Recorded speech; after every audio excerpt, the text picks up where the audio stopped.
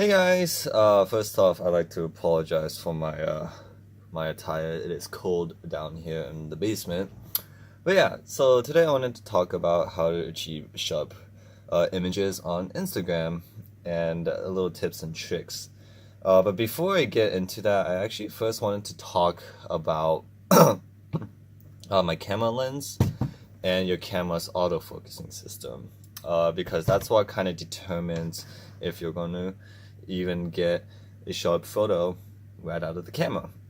So the thing I wanted to talk about the camera lens is the sharpest point on your lens is always going to be the center, okay? Because once you start moving towards the outer rim of the lens, that's when it starts to get a little bit more softer. So just keep in mind that the sharpest point on your lens is going to be the center. Okay. Next, I wanted to talk about the autofocusing system and why it's important. Now, with Canon, there's 3 autofocusing systems. There is one shot, AI focus, and AI servo. And I'm going to quickly just go over what they are. One shot is you'll get your camera and a subject and you will focus on that subject, and once the camera locks that focus, it keeps that distant, meaning that once I focus and move my camera around, it will keep that focusing distant. It doesn't refocus once the camera is moved. AI servo is if the model is moving around, the camera will continuously focus on the subject no matter what. Okay? An AI focus is it actually switches between AI servo and one shot. So if I'm trying to focus on a model and she's moving, but then she stops moving and the camera locks on, then it switches to one shot. Okay? So for the most part, a lot of people will use AI focus because, well, if the subject is moving, it's going to continuously focus, and then then it switches to one shot to lock that focus. Now, what do I use personally? Well, for me, I use one shot, and here's why. Okay, remember how I said that the sharpest point on your lens is the center, right? So for me, with my autofocus point selection, I always have it selected right in the center, right? Because like I said, if I want to get the sharpest image possible, I want to make sure that the focus point will be in the center. Okay, now going back to why I use one shot. The reason why I use one shot is, remember, with one shot, it locks that focus distance, and from there you can actually recompose the shot. So what I would do is I will look through the camera, and using that center focus point, I will focus on the model's eyes and then recompose the shot. Same thing with a mid-body shot. If I'm going mid-body, I will focus on the model's face and then recompose the shot. The problem with AI focus is that whenever I want to work fast, or if I want to recompose the shot quickly, the camera thinks that the subject is moving when I'm moving the camera, when in reality the model is not. So I sometimes find that even if I focus on the eye and recompose the shot, the camera thinks that, oh, the subject is moving, I need to change focus, so it actually misses the focus on her eye, and it might focus on her collarbones or her chin or somewhere else. But with one shot, once I lock that focus distance, I can recompose the shot and I don't need to worry about my camera refocusing. And that's why I use one shot. The downside of one shot is that, again, because it locks that focus distance, if I were to move my camera up or down or front and back, it will pretty much the photo will come out as a not focused photo because I changed that focus distance. So that's only one downside, is you want to keep the camera still and pretty much tilt and recompose from here versus actually moving the camera on the XY plane. So yeah, so that's what I want to talk about quickly about the camera and the lens is, number one, the center of the lens is always going to be the sharpest. If you can choose your autofocus point, I have it at the center so that it utilizes the center of the lens. And then number three is I use one-shot autofocus system so that I can focus on the eye and then recompose the shot without worrying about the camera refocusing. Okay, so now that I got that taken care of, we're going to jump onto my computer and then I'm going to show you and talk about how to sharpen photos, what's the best exporting pixel dimension, and what the term sharpness actually means too. So I will see you guys soon. Okay, so now we are on my computer and this is where I will show you some tips and tricks and actually talk about what sharpness is. So quickly, what sharpness is it's actually an illusion. When we look at a photo, our eyes naturally go along the edges of whatever the photo has, and we will look at the shadows and highlights. Because when you look at shadows and highlights, that's what gives a photo dimension and depth. Okay? And what sharpness actually does to a photo is pretty much doing just that. It's pretty much emphasizing the lights and the darks of the photo along the edges.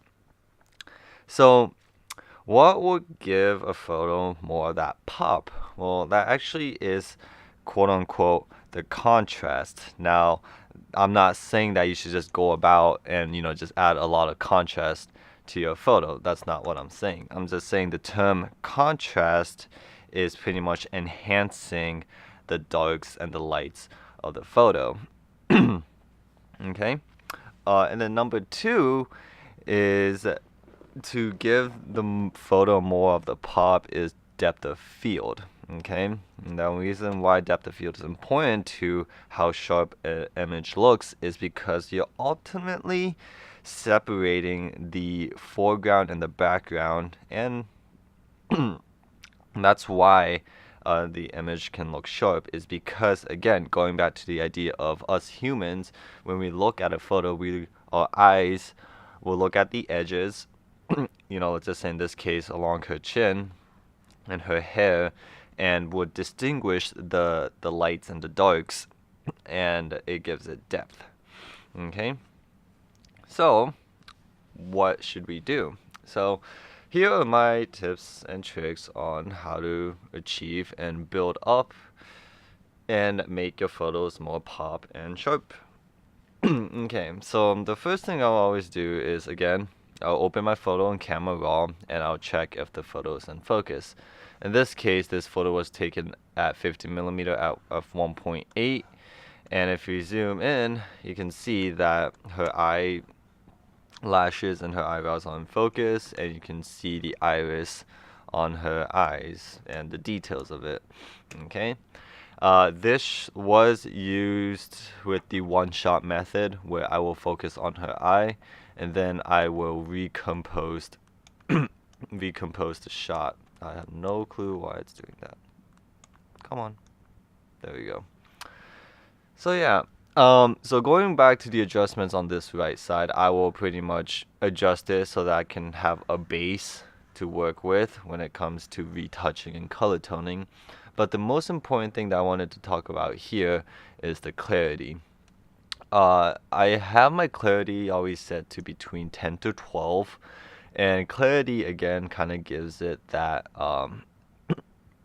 contrast or pop to the photo. If I bring it to the left, it looks very soft. If I bring it to the right, it'll look a lot more grungy. So just adding just that 10 to 12 clarity just gives it that extra pop to the photo. And you can see here with the contrast, I have it at -7s -7 because, well, I'm going to be adding more pop to the photo in post editing. So let's open this image up right here. And here's that. Okay. Now, once we're in Photoshop, okay, what you want to do is want to go to your adjustment and go to your curves layer. Okay. Now with the curves layer, you want to make one point that is 31 and then 27. Okay. I want to make another point with 119 and 133. Okay. We're going to make a third point, which is going to be 202 and 217. And I'm going to make this last point at 233 and 245. Okay, so what did that do? Well, if we mute this layer, we can see that we added more contrast to the photo. So that's the before and that's the after. Okay, so once you make this curves layer, it doesn't always have to be 100%. This will vary on the photo you are working with. Usually I'll keep it between 50 to 75%. I see that that works the best for most photos. So if you add this curves layer, it already gives it a more pop to the photo. You can see that in her hair highlight got more emphasized, and then the darks also got emphasized as well.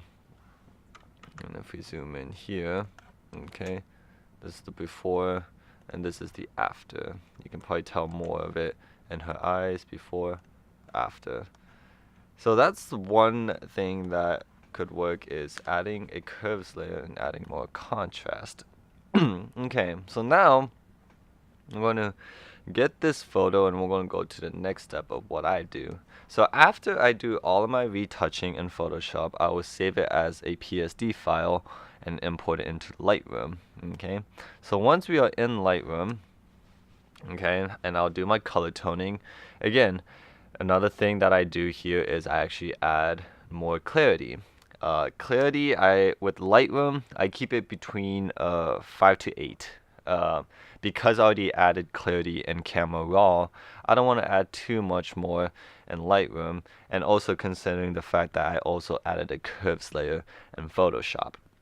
So with the clarity, I keep it between 5 to 8. Okay, here's another thing right here with contrast. Okay, contrast, I keep it between 25 and 30.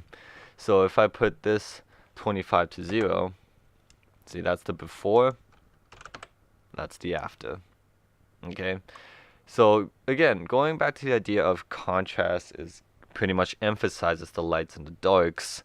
It gives it dimension and depth to the photo, which in sense makes the photo look sharp. Okay, so going back, contrast 25 to 30, clarity between 5 to 8. And then once that's done, I'm going to move down here to the details tab and sharpening. Okay, sharpening, I keep it between 70 to 80. Okay, I see myself usually between 72 to 75. But again, depending on the photo, you might need to use 70. Other times you might need to use 80. Okay. Now, once you add sharpening here, what you want to do is want to scroll down and go to noise reduction and go to the luminance slider.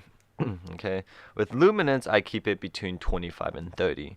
And what luminance ultimately is doing is it's pretty much quote unquote diffusing the grain effect that you will get when you sharpen a photo. So the more luminance it has, the more softer the photo will look. So right here it looks like her skin's like really soft, but I don't want to do that, so I usually keep it between 25 and 30. So that's pretty much it with with sharpening a photo in post editing, which again is my method Number 1, camera raw, add clarity between 10 to 12. Number 2, in Photoshop, add a curves layer to give it more contrast or that pop. Import it into Lightroom. Give it between 25 to 30 contrast, and then going down here, the clarity, right here, clarity between 5 to 10. Okay, and then finally the last step is sharpening between 70 to 80 and luminance between 25 and 30. Okay, so as you can see, how I achieve my sharp photo is I pretty much build up and add contrast and sharpening as I progress through my workflow. I don't throw everything together all at once, maybe in Camera Raw or all at once in Photoshop. It's a progression. So ultimately, I'm actually using 3 different programs, Camera Raw, Photoshop, and Lightroom, to achieve the sharpness I want to get. Now, I'm not saying that you guys need to start doing, the 3 method, but, I would think that you could at least be able to do the Camera Raw and the Photoshop method to give it that extra sharpening.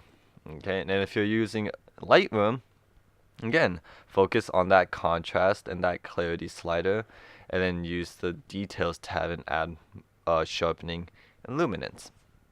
Okay, so now I talked about the post editing of how to achieve or make the photo pop. Next, I wanted to talk about how to actually export your photos for the optimal quality for for Instagram. Okay, so I'm gonna go back to Photoshop here. So what Instagram does is, if you get a really high quality photo, ultimately what it's doing is it's compressing the photo, meaning that I guess in simple terms is, Instagram doesn't have that capacity to upload that high quality image. So what it does is it will compress it into its ideal pixel dimension. Okay, so in order to reduce all of that compression, we already want to have the photo exported to its ideal pixel dimension. Okay, so in Photoshop, what you want to do is you want to go to File, Export, Save for Legacy. Okay, up here, JPEG or PNG, there's actually not that much of a difference. I keep it at PNG. Okay, we're gonna go down here and go to image size. And before we talk about image size, I just wanted to say that the quality, you want it to be 100. Okay, so with image size, okay, you always want the long edge to be 2100. Okay, in this case, the height wants to be 2100. If the photo is landscape oriented, then the width will be 2100. Okay, and for the most part, when you do the long edge as 2100, the short edge will pretty much be around 1400. So we're looking at a pixel dimension of 2100 by 1400. Okay, and then you'll save the image and you're good to go in Photoshop. If you're in Lightroom, you want to go to File, Export, and you want to scroll down and go to image sizing. Okay, and of course you want to have the quality as high as you can. And with image sizing, you want to click the V-size to fit. On the drop-down menu, you want to have long edge checked. And then you want the pixel to be 2100. And then the pixel per inch to be 300. Okay? So that's how you want to export your photos. And I think this is the most important step, is exporting your photos ideal to Instagram. And I found that 2100 pixels for the long edge works best. Okay, so that's it with the computer. Now we are actually going to go onto my phone, and we're going to do this last extra step to achieve a final and sharp photo. So I will see you guys soon. Okay, so now we are on Instagram. Once you put your photo onto Instagram, what you want to do is you want to go to the edit and you want to go all the way to the right and go to sharpen. And with sharpen, you want to keep it between 25 and 30. I usually keep it around 25. And then from there, if I need to, I will do adjustments on the brightness, the contrast, highlight, and shadow. That's it. Those are the four that I mess around with. If I want to increase the brightness of the photo, give it more contrast or less contrast, depending on how my final edit came out on, my computer. I'll give it either more highlight and I'll actually give it more shadows. So that's the before and that's the after. So I will use Instagram's editing feature for micro adjusting if I need to. For the most part, I will only see myself using the sharpening and keeping it around 25 to 30. And that's it, guys. I hope that helps. I try to kind of cover mostly everything of, before your shoot, how to have your camera set up, what part of the lens is the sharpest, and then once we're in the programs, how to sharpen that curves layer, that camera raw, and then Lightroom with more sharpening, and then finally the most important stuff of how to export your photos, 2100 the long edge, and then having the photo in Instagram and adding a little bit more sharpening to it. So if you guys have any questions, let me know. You can DM me on Instagram. And I hope you guys enjoyed, and I will see you guys later.